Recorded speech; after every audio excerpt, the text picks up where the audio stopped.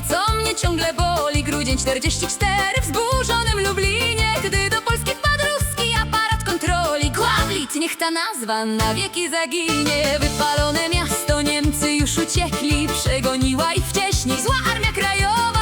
A na Starym Mieście czołgi ruskich wściekli, lecz i zadowoleni, że Niemiec się schował. Sojusz przeciw Niemcom był polsko-radziecki, lecz ta szorstka przyjaźń niezbyt długo trwała i skończyła się szybko, gdy padł front niemiecki. W lipcu AK ruskim oddać broń musiała. Wtedy przybyli do nas za Buga cenzorzy, by mieć pod kontrolą w swym nowym burdelu wszystkie środki przekazu nienawiści chorzy, wzorując się na znanym radzieckim modelu. W kraju rad zaczęli już w 22.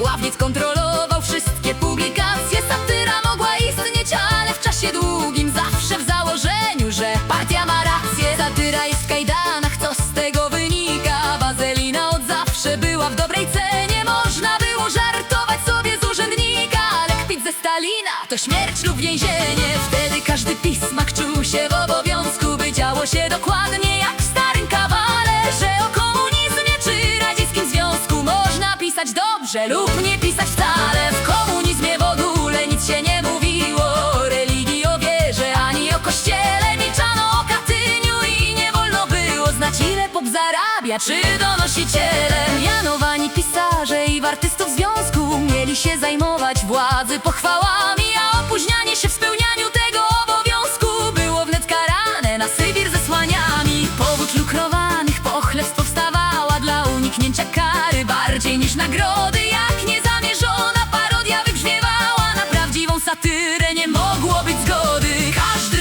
reżim wpierw knebluje satyrykom usta, bo przebiegle kombinuje, lepsza głowa pusta. Żart odbiera władzy pewność, gdy ta rządzi strachem. Zbierzmy się pod hasłem jedność, jak pod wspólnym dachem. Główny Urząd Kontroli Prasy, Publikacji, Widowisk w Polsce sprawdzał kabarety, kontrolował media, topił w biurokracji. Nic się im nie mogło przesmyknąć niestety. Kontrolował radio, prasę, telewizję, pod swymi brudnymi trzymając łapami książki, filmy, spektakle, mając spójną wizję, a nawet punkty ksero, zakłady z pieczątkami, małą poligrafię i wielkie drukarnie trzymali za mordę. Dzisiaj się wydaje smutne, że 44 lata marnie w taki sposób rządzili naszym biednym krajem. Poszczególne ośrodki ściśle współdziałały z lokalnymi komitetami PZPR-u, Służbą Bezpieczeństwa i instytucjami kontrolującymi życie w całym PRL-u. Partia sterowała propagandą z góry, niewygodnych dla siebie treści nie puściła. W Warszawie centralna siedziba cenzury, przy ulicy Mysiej się usadowiła. Każdy tekściarz, artysta musiał co rano na Mysią ze swoimi tekstami ganiać. Postępel urzędu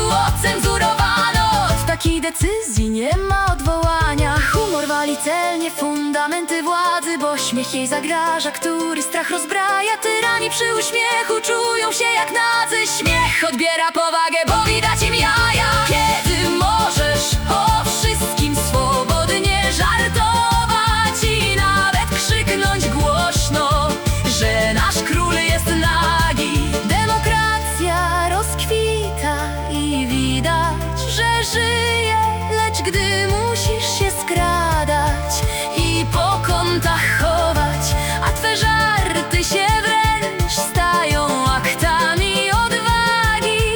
Demokracja umiera, zwija się i gnije. Trzeba to zakończyć, pora krzyknąć basta. Nowa głowa hydry od cielska odrasta, więc niech nasze gardła już będą gotowe. Gromko krzyknąć, że znów hydrze trzeba uciąć głowę. Każdy reżim wpierw knebluje satyrykom usta, bo przebiegle kombinuje, lepsza głowa pusta. Żart odbiera władzy pewność, gdy ta rządzi strachem. Zbierzmy się pod hasłem jedność, jak pod wspólnym